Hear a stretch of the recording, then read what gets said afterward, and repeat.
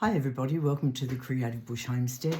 It's been a while. In fact, it was last November that I last did a video, and I thought I have been really into crafting again. I seem to have lost my mojo for a while there, and then I got it back. But I didn't get it back in a little way, I got it back in a big way, and I've done so many different projects over the last couple of months. I thought, got to come on here and show you guys what I've been up to, because like I said, it had been a while. Okay, so what have I been up to? Well, I've been mosaicing, I've been amigurumiing, does that sound right? And basically I've been decoupaging things. So it all started off in a very, very small way. My girlfriend actually bought me because I love Frida Kahlo, and I just love anything that is a drawing of her, things that she has done, her artwork. Her story is an amazing one, and I really do like Frida Kahlo, to the point that my girlfriend knew that I liked Frida Kahlo, and she brought me these Frida Kahlo serviettes. Now, serviettes seem to be the way to go with your decoupaging, and it doesn't have to be an expensive way. You don't have to go out and buy expensive serviettes. You can find some really lovely serviettes in the most strangest places, I guess, places that you'd never think to find serviettes. In fact, I found some lovely serviettes in a Christmas shop that's open in a country town called Tooja in Western Australia. And I'll show you the ones I got from there a little later on. But this is it. It's Frida Kahlo. And I thought, oh gosh, what can I do with this? And I had this necklace that I never liked the pendant on it. I liked the rest of it, but I never liked the pendant on it. And I thought, oh, I wonder if she'll fit on the pendant. And she did. And this is my Frida Kahlo necklace, because I just did a simple decoupage. Now, decoupage, for those of you who don't know, is just actually glue and the tissue print from a serviette. And that's all it is, really. It takes a little bit to make sure that you don't get all the wrinkles and the creases and things like that. But the more often you do it, the better the result becomes. But isn't that just beautiful? I should be actually wearing it now. In fact, I might just put it on, because my daughter, Tiffany, who is an amazing earring designer, look at that. Isn't that just brilliant? Most amazing earring designer, designed some Frida Kahlo earrings. Can you see them? Am I coming in close enough? I don't know, because I can't actually see properly with my glasses in that funny way. But in fact, I'll take one off and I'll show you. So these are Tiffany's Frida Kahlo earrings. Aren't they absolutely beautiful? And they've even got the little earrings on the earrings. So when Tiffany designed these and made these to sell, hopefully I'll get it back in my pierced ear hole. I don't know, do you have problems getting your earrings back in? These ones are just a little bit different because of the curve on them. There we go. But there is a technique to getting these in. And these are actually done by Tiffany, and she has a system called Snacks, S-N-A-X. And it's actually where you have the round hoops, and you can put lots of different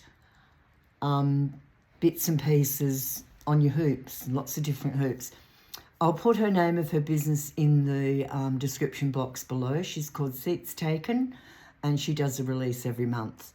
So I'll make sure that I put that in the description box below. In fact, I think while I'm on here, I should write that on a piece of paper, shouldn't I? Because I have a memory like a sieve. Oops, here we go, off camera. I'm so professional at this, it's not funny, but I'm sure I'm not the only one. That was being sarcastic, actually. I'm not professional at all. So we'll put seats taken, description description box. Go over and have a look at some of her earrings. I mean, I know I'm her mum and I'm probably her biggest fan, but this girl just does the most amazing designs, the most amazing earrings, and she's very, very talented. And of course, I was shaking the table, and it must have been shaking a lot while I was writing that. In fact, what I'll be doing is, if you can pardon the shaking of the table, I'll be writing down what I need to put into the description box, because this is a real fly by the seat of your pants YouTube vlog. I never know what to call it. Do you actually call it a vlog, a blog? I don't know. YouTube video goes on and on and on, doesn't it? You can just go on forever. Okay, so that was the first one that I did, and I thought, I really like doing this, and I found some, I found a vase, and then also I found some glass champagne, squat champagne glasses that had dirt and water in them at the craft group that I attend, the building there in the garden. And I thought, well, obviously they're not doing anything. Oh, I'll take them home, and I think I might have a go at decoupaging them. Well, there was a vase there, and I thought, I don't like the pattern on the vase. And the funny thing was that, like I said, when I had been to this particular shop in 2J, that was the yearly Christmas shop, they had the most amazing range of serviettes. And when I saw this one, it's got a bit of a hole in it. I don't know why. I must have cut into the middle for a reason. But when I saw this one, that's a better view of it, isn't it? I thought, I've got to do something with that. That is just so gorgeous. Budgerigars are native to Australia, so what can I do with this? And then I thought, oh, that vase that I got out of the garden. So this is the result of the garden vase with the budgerigar on it. Budgerigar? Budgerigar. We don't put a G at the end. Isn't that amazing? And I just put a bit of gold around the top and decoupaged the budgerigar and the flowers. And I love it. It looks fantastic. It's a beautiful talking piece. And yeah, I'm really pleased with the way it turned out. Very pleased with the way. And you know, it wasn't that hard to cut out the shape. You know, obviously you cut it out while it's still in the actual napkin stage where the layers are all together, and that way it's a lot easier to cut. Can you hear that? That's rain. Now, Western Australia has had a bit of a drought. We had a very, very dry summer, virtually no rain in autumn. And of course, since the 1st of June, which is officially our winter, we've had sporadic rain. But fortunate for us, it's been enough to fill our very, very large capacity rainwater tanks, which is what we rely on the property. So I did the budgerigars. And then I had the 2 squat champagne glasses. They're very, very 70s, 80s. They came out like this. And I thought, oh, what can I do with these? So once again, I painted them. A lot of people use chalk paint, and this is done with chalk paint. You can buy it in a tin, or you can make your own recipe. And there is a lady on YouTube, I can't remember her name at the moment, but I'll put that into the description box. And I think it's called Our Recycled Life. I'm pretty sure it's Our Recycled Life. And she does some amazing recipes and some amazing things. So if you're interested in having a look at how she makes her chalk paint and some of the other things she does, by all means. I'll show you the other one's pretty similar. I just managed to get more on this one, I think, or I haven't finished it. I'm still cutting out Banksias, and I thought Banksias was so apt because I live on a property that's full of these Banksias, which are actually called Banksia mensii. And that's the basic Banksias that we have on our property. So I'm really pleased with the way this turned out. I might add a bit of colour to it. I don't know, maybe a bit of gold. I'm actually going to use the top for wax, and it's just going to make a really, really nice wax.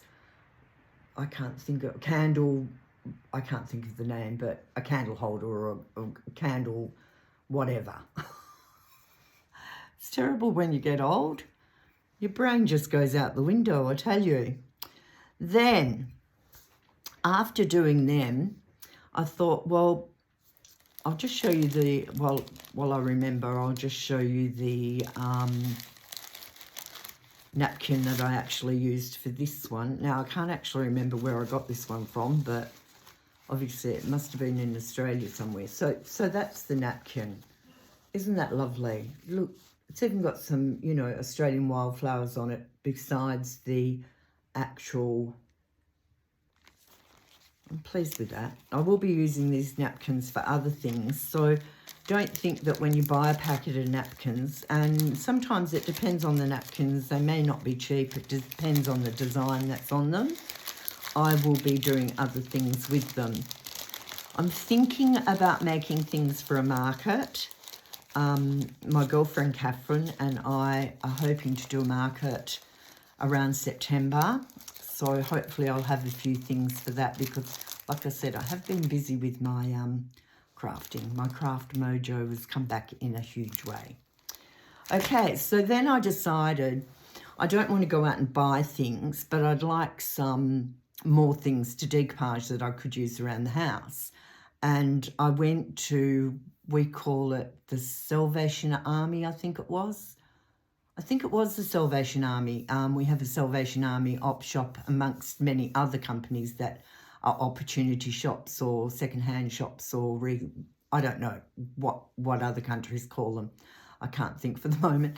But yeah, so I went into this secondhand shop and I had a look at their white goods, you know, just the plain white things that I could just decoupage without having to paint.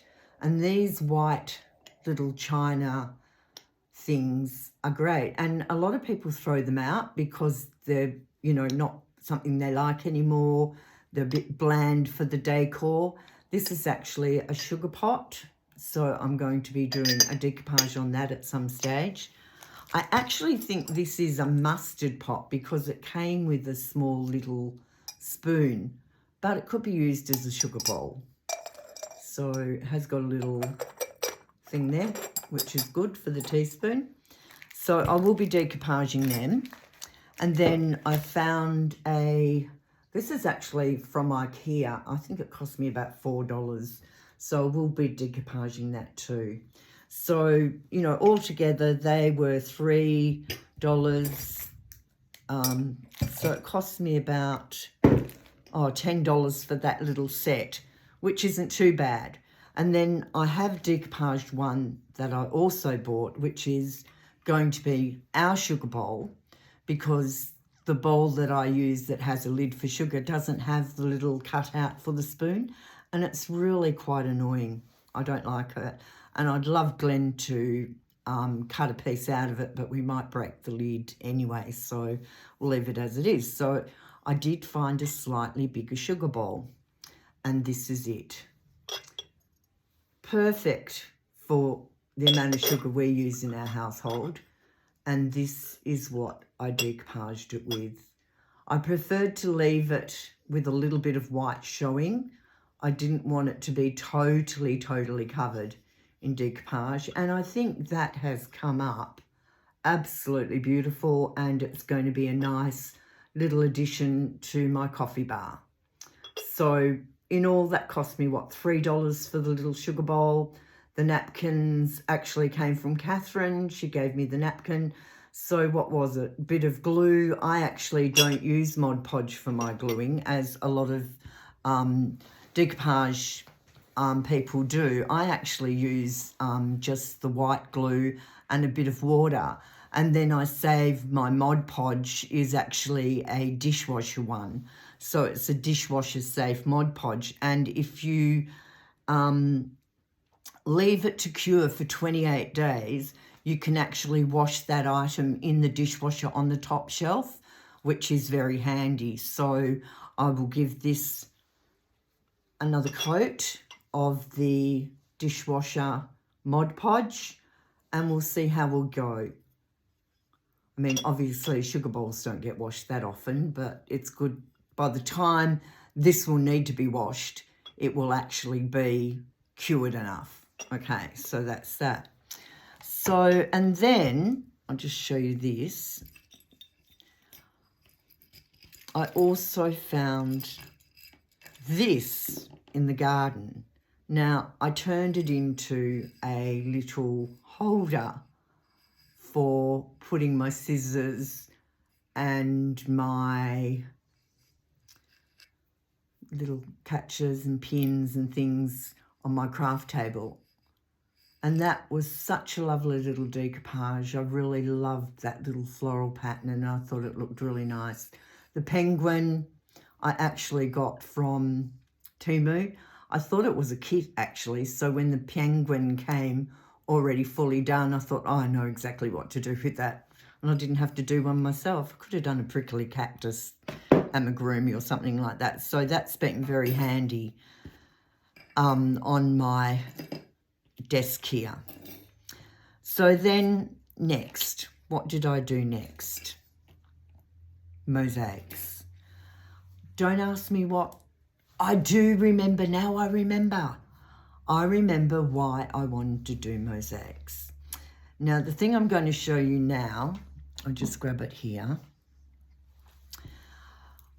I actually thought my daughter Tiffany, who is very, very creative, as are my girls. I have 3 girls. And so I thought Tiffany had actually done this particular item when she was in year 10 at school. So I did it, I mosaicked it, I tizzied it up because it was, you know, not very stable, and I thought it needed to be in some sort of heavier base. So my husband Glenn at the time was fixing our front door. The termites had gone into the base, and he was doing metal base of the actual where you step over the door and the door's closed, and he had some grout, and it was like a cement, you glue tiles on with cement. He had to glue a couple of tiles back, and I said, oh, save me some of that. And I had some muffin pans that were the silicone ones, and I thought, if I put this particular item into the muffin pan and then pour the cement onto it, then that would create a really good base to hold this particular item sturdy. Now, I've talked about the item enough. I should show you. This is the item. So basically, it was a tree that Annalise, not Tiffany, Annalise told me the other day that she actually made this in a soldering work class in year 10. So the base I mosaicked, and then to explain that better, the base I actually put the tree part into the, I'm losing it again, into the cement mix or glue grout or whatever you want to call it, and then let it dry. Then when it had dried, I pulled it out because it's easy with silicone. You can just pull things out. And I put the tiles on it, and then I grouted it. Didn't like the colour of the grout, so I painted the grout gold because I spray painted the tree gold that's holding my earrings and rings and things. And then I had these dessert dishes that I found also in the garden with sand in it. and Catherine had some frosting paint. So I didn't know what I was going to do with it. And when I was making a video to send to Tiffany to show her what I did with her tree, when it turns out it wasn't her tree anyway, I had it just sitting on this to give it a bit of height. And I thought, wow, I really like that. It gives it a little bit of height so that I've got a little very, very fine necklace here that hangs on it. And yeah, I'm really, really happy with it. So that sits in my bedroom with my earrings on. And the tiles, I got them from Temu. So I'll see if I can put like a picture or a link or whatever to the tiles that I got from Temu.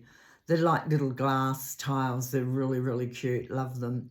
And they were so easy to glue. I used Helmer's quick dry glue. I guess I'm going to have to put that in the description box too. So I'm going to be pretty busy, aren't I, with the description box. So basically, that's the mosaics that I started to do. And then I thought, I do sewing, and sometimes the paper patterns flap around everywhere. I think it's going to be a little bit longer video, but I hope you forgive me. It's been a while since I've done one, and I've got a lot to tell you. It's been so exciting with me having my craft mojo back. Okay, so I thought I had some more of the little concrete muffin shape things, and I thought, oh, I can turn them into paperweights to keep my patterns down when I'm cutting out my patterns. And this was more Temu mosaics, and I did these with white grout, and I am so, aren't they pretty? They just came up so brilliantly. And subsequently I've ordered more mosaics, and yeah, I'm really, really happy with that. In fact, I think for the markets, it would be a great idea if Glenn, who is a metal worker, by the way, made some slightly bigger trees, and we sort of put them into weights, maybe colourful and similar to that. You could paint the tree whatever colour you like and put them into these. So while these are setting, the actual bottom, well, the shaft of the tree can go into it, and that'll make it very stable. So yeah, that would be a great thing for Glenn to do. And then I saw a jar that I had, and I thought, oh gosh, I think I'll mosaic the top of that. So there I mosaic the lid, and I'm going to put a few mosaics around there. I've got more coming. I've actually ran out of mosaics. I've, you know, mosaic too many things. Glenn's a bit of a mosaicer. One day I'll show you what Glenn has mosaicked. There was a stage there when if you stood still long enough, Glenn would mosaic you. But anyway, that's another story to save for another vlog. So I was quite happy. Glenn reckons it looks like pomegranate seeds. That's okay. I don't care what it looks like. I think it was quite pretty. And I'll put a very, very bright. In fact, I'm thinking of putting, I won't cover, I don't mind some things totally covered in napkins, but I don't like, you know, like Glenn said, that he liked the fact that that sugar bowl hadn't been totally covered. So I really love these. Now, I did get these napkins from Temu too, and I really love these. And I thought, well, I could probably do something very similar, seeing there's a lot of colour. The only colour that isn't in this is red. But I thought I could, you know, cut these out so that you're getting more of the shape of the flower with a bit of yellow around them, and put it on there. I don't know if you can visualise that, what I'm trying to say. And that would just add a bit of colour, and then there'd be just a strip of it around here and some mosaics around the bottom of the jar. And I thought that would look nice. Now, while I was also, disclaimer, the mosaicing idea actually came from something I saw on Facebook. It was just, you know how you follow a lot of people that do lots of different crafts. And I had seen this particular artist use mosaics to cover a china deer. Now, the deer was made in white like this, right? But it was much, much bigger. Now, when I went op shopping, I wasn't actually looking for, you know, things to decoupage. I was actually hoping to find a similar deer, but a lot bigger than what this rhino is. And I found this rhino. And I thought, oh, maybe I could, you know, mosaic that. And then I had a good look at it and I thought, it's a little bit small. You'd really need really, really tiny mosaics to look any good on this. And I thought, I'll decoupage it. Why not? Seeing we're on a decoupage roll. Now, this is where you may be able to help me in the comments below, because I have a bit of a quandary about deciding what I'm going to decoupage it. Now, when I was also at the Christmas shop, I also managed to get these irises, which are from Monet's garden, I'm pretty sure. And of course, you can never ever open anything, can you? Because I haven't opened them, and I don't want to show you the serviette through the plastic because it sort of shines, doesn't it? And I'm not real good. Here we go. Okay, so here's the first one that I was thinking about doing the rhino in. Obviously, it's Monet's irises, which, once again, I wouldn't cover it totally. I'd use it in a way that would look really, really good on the rhino. So that's the irises. The next choice was something a little bit more, I guess, oriental. Not that a rhino is oriental by any means, but with the butterflies and these particular flowers. So that's the second choice. So I'm not too sure about that. But then the third choice, which is very, very, I don't know if they have flamingos in Africa, but that doesn't matter because it's got a few other things too. So I don't know if this is South American. I also got these from the Christmas shop as well, but actually that's not true. I got these from Temu, these serviettes.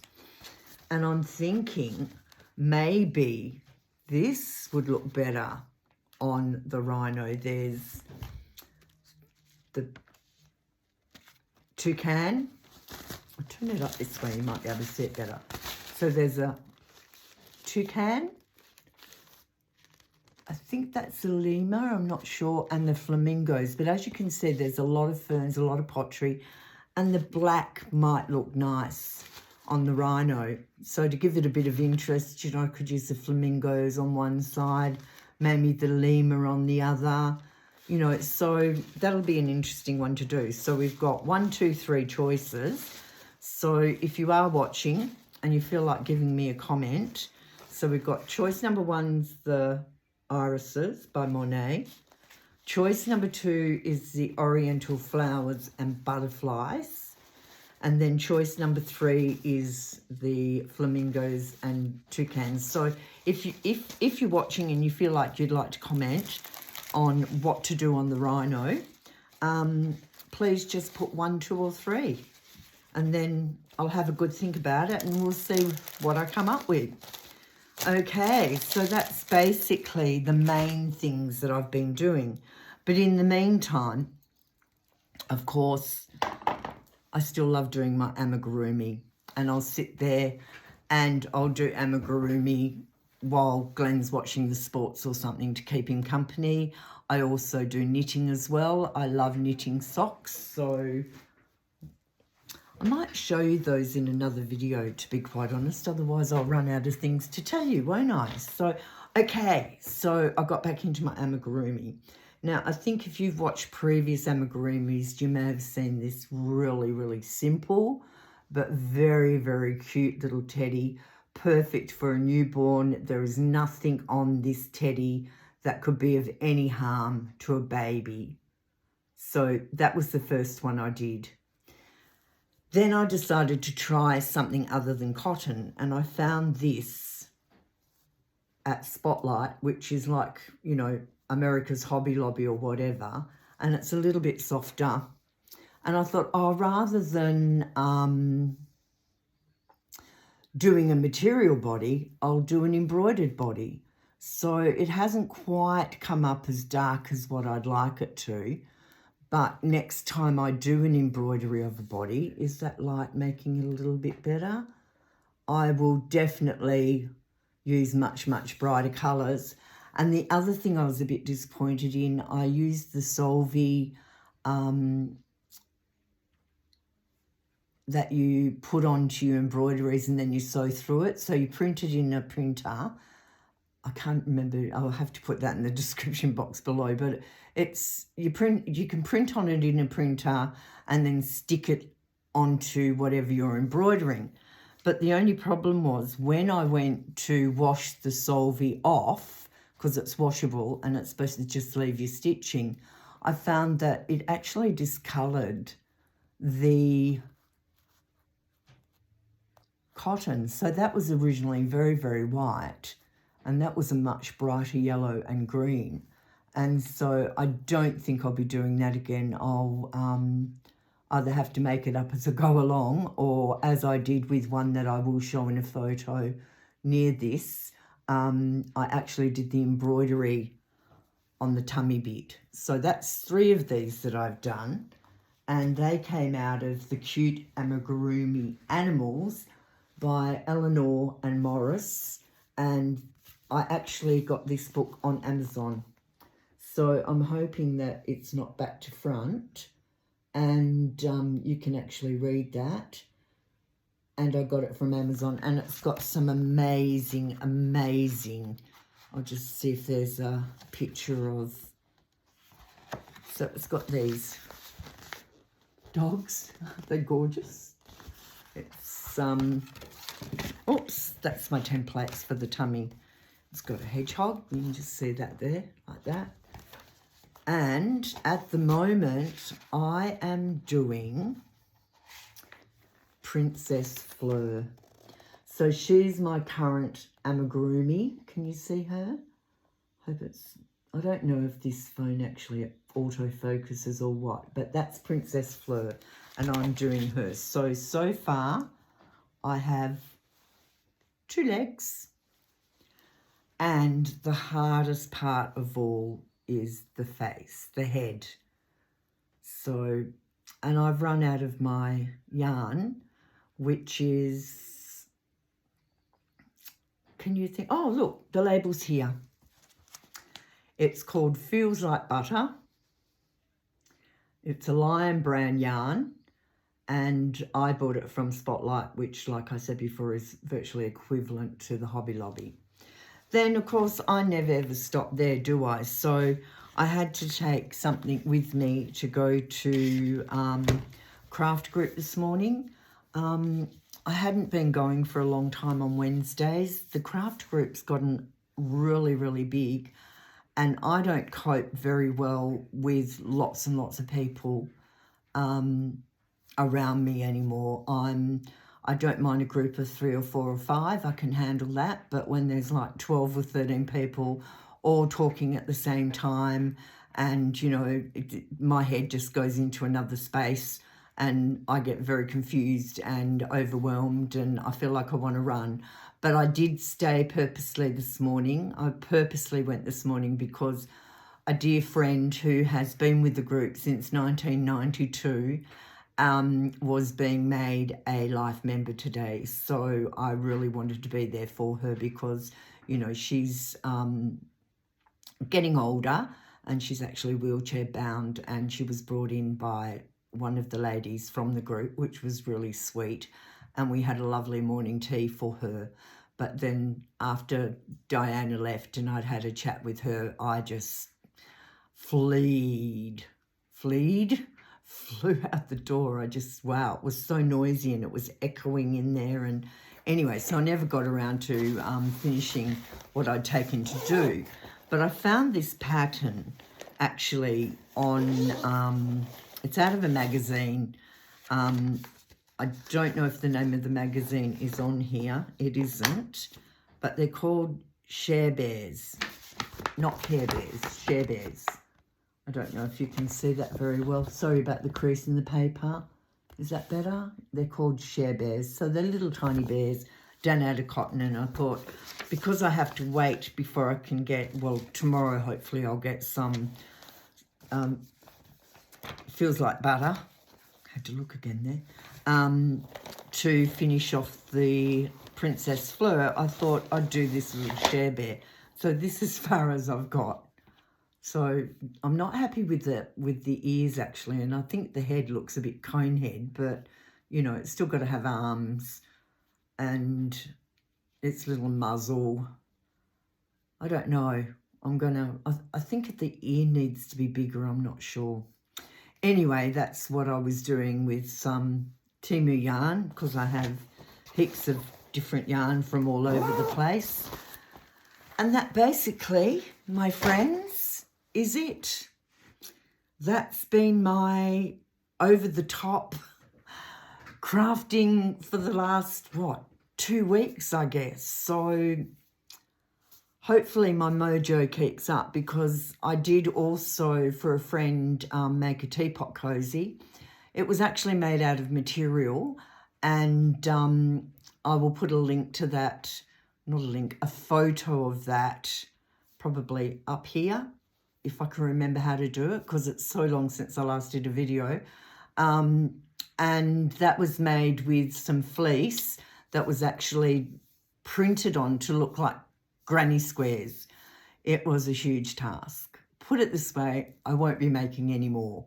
I think I will use my circular knitting machines to make the next teapot cover, because as my husband said to me, why did you go to all that trouble, you know, designing, making templates, making a mock-up, and then cutting it out and sewing it and la-di-da-di-da, when all you had to do was knit it on one of your Addy circular knitting machines and put a hole for the teapot handle and a hole for the spout, and you've got it. And I went, no wonder you are so clever, because I didn't even think of that. So, you know, my wonderful husband, who thought outside the box, made a simpler way for me to make a teapot cozy. So maybe next time I do a video, we'll discuss that.